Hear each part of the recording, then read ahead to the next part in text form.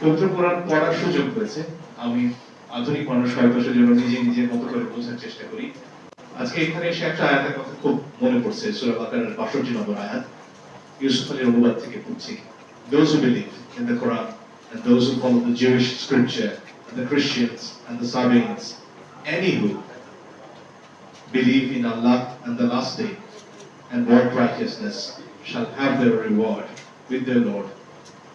On them shall be no fear, nor shall be grief. যে কেউ যে কোরআনে বিশ্বাস করে, যে ইহুদিদের উপর নাজিলকৃত গ্রন্থ বিশ্বাস করে, যে খ্রিস্টানদের উপর নাজিলকৃত গ্রন্থ বিশ্বাস করে, এবং সাবেক আরবের একটা খুব ছোট্ট গোষ্ঠী, তারা তাদের শর্তটা কি? যারা আল্লাহ বিশ্বাস করবে এবং শেষ বিচারে বিশ্বাস করবে এবং ভালো কাজ করবে, তাদের উপর কোনো ভয়ের কারণ নেই।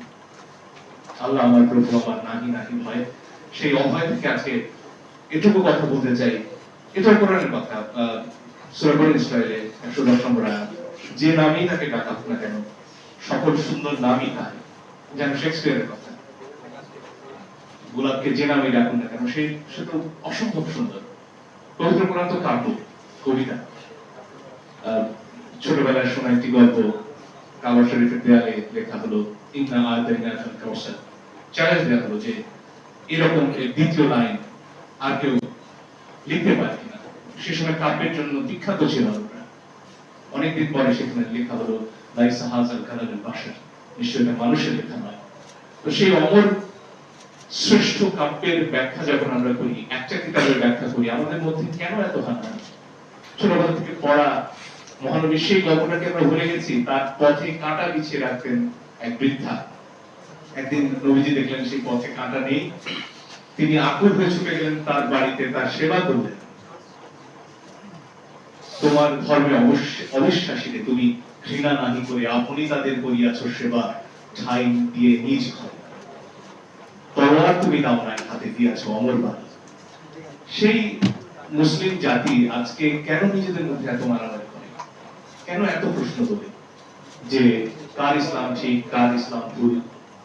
আজকে দেখুন, ফিলিস্তিন নিয়ে আমরা প্রতিদিন কত অস্ত্র বিসর্জন দিই। এই ফিলিস্তিনের এই অবস্থার জন্য কারা দায়ী? তার পাশের আরব দেশগুলো নয়, তারা মুসলমান নয়, তারা দিনের পর দিন ইসরায়েলকে সমর্থন দিয়ে যায়নি। কিসের দ্বারা? সুন্নি শিয়া বিরোধ, ইরান সৌদি আরব বিরোধ। একই জাতি, একই কম, একই গ্রন্থ, কিন্তু আজকে এই হানাহানি। কোন ধর্মে, হোক সে ইসলাম, হোক খ্রিস্টান ধর্ম, হোক ইহুদি ধর্ম, হোক হিন্দু ধর্ম, কোথাও কি কে সঠিক পথে আছে সেটা বিচারের দায়, অধিকার মানুষকে দেওয়া হয়েছে? মানুষ তার সকল অনুযায়ী চলে, তার বিচার করার অধিকার কি কোরআন আমাকে দেয়? কে ঠিক, কে ঠিক? এই যে অসংখ্য ধারা, অসংখ্য বিশ্বাস, এ তো পরম স্রষ্টার সৃষ্টি। তিনি পথ দেখিয়েছেন, মানুষ তাকে তার মতো করে খুঁজেছে, এবং সে পথ ঠিক না বেঠিক সে তো শেষ বিচারের দিনে তিনি দেখবেন। সে দায় আমাকে কে দিল? এই পাশের দেশে ধরুন, তারা তাদের ধর্ম রক্ষার নামে আমাদের মতো যারা আমাদের নিজেদেরকে মুসলিম দাবি করি তাদেরকে হত্যা করছে না, পিটিয়ে। তারা কি করছে? তারা বলছে তারা তাদের ধর্ম রক্ষা করছে। আজকে যারা মাজারে হামলা করছেন তারা বলছেন তারা ইসলামকে রক্ষা করছেন। ইসলাম, আল্লাহ, তাকে রক্ষার দায়িত্ব এই সামান্য মানুষের, এবং সেজন্য আরেকজনকে পিটিয়ে মেরে ফেলা হবে, মরার পরও শান্তি নেই, কবর থেকে লাশ তুলে জ্বালিয়ে দেওয়া হবে। এই কি ইসলাম? এই শেখাচ্ছি আমরা। সারা বিশ্ব দেখছে তাকিয়ে যে ইসলামের নামে এই হচ্ছে। আমার নবী কাঁদছেন না? কষ্ট পাচ্ছেন না তারা? এই বিষয়গুলো তো ভেবে দেখার দায় আমাদের। আধুনিক রাষ্ট্রের কথা আমরা বলি, গর্ব করি যে আজকে মাহফুজ নাসিরকে পাশে দেখে ৩ তারিখের কথা মনে পড়ছিল। আমরা একসাথে পাশে দাঁড়িয়ে লড়াই করছিলাম অসরের বিরুদ্ধে, এবং যখন সরকার পতন হয়েছে, দেশে কোনো সরকার নেই, মন্দিরগুলো কারা পাহারা দিয়েছে? মাদ্রাসার ছাত্ররা। সারা বিশ্ব বিস্ময়ের সাথে দেখেছে, গর্বের সাথে দেখেছে যে মানুষ কেমন হয়। তখন তো আমরা প্রশ্ন তুলি না ওই মাজারে যে দেবদেবীর পূজা হয় সেটা ইসলামের সাথে সাংঘর্ষিক, তাই ওটা ধ্বংস করে ফেলবো। আচ্ছা, যখন একই গ্রন্থের অনুসারী, একই নবীর, একই আল্লাহর অনুসারী, তাদের মধ্যে বিশ্বাসের সামান্য ফারাক, সেখানে গিয়ে ভেঙে ফেলতে হচ্ছে, জ্বালিয়ে দিতে হচ্ছে, লুটপাট করতে হচ্ছে, সেটা কোন ইসলামের জন্য আপনারা করছেন? এবং এখানে দায় কি শুধুই সরকারের? যারা ইসলামের কথা বলেন, হেফাজতে ইসলামের কথা বলেন, বা জামায়াত ইসলামের কথা বলেন, বা অন্যান্য যেসব রাজনৈতিক দল ইসলামের কথা বলেন, তাদের দায় নেই এখানে? যখন ইসলামের এই অপমান হয়, ইসলামের নামে মানুষকে হত্যা করা হয়, লাশ পুড়িয়ে দেওয়া হয়, লুটপাট করা হয়, আপনাদের দায় নেই? আপনারা তো রাজনৈতিক দল করেন।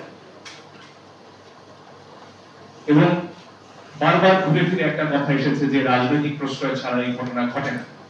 চাঁদাবাজির ঘটনা একটু আগে আমরা শুনলাম। এই মাজার দখল হওয়ার পেছনে, লুটপাটের পেছনে অর্থনৈতিক স্বার্থ আছে, স্থানীয় লুটেরা শক্তি আছে। তাদের বিরুদ্ধে রুখে দাঁড়াবার দায় কি শুধুই সরকারের? অবশ্যই সরকারের দায় আছে এবং সরকারের বিপুল ব্যর্থতা আছে সেখানে। কিন্তু এর পাশাপাশি রাজনৈতিক দলগুলোর দায় আছে, বিএনপির দায় আছে, জামাত ইসলামের দায় আছে, এনসিপির দায় আছে, এবং সে দায় কাঁধে নিয়ে সবাইকে এগিয়ে আসতে হবে একসাথে। যেমন ৫ তারিখের পরে আমরা সবাই একসাথে দাঁড়িয়েছিলাম।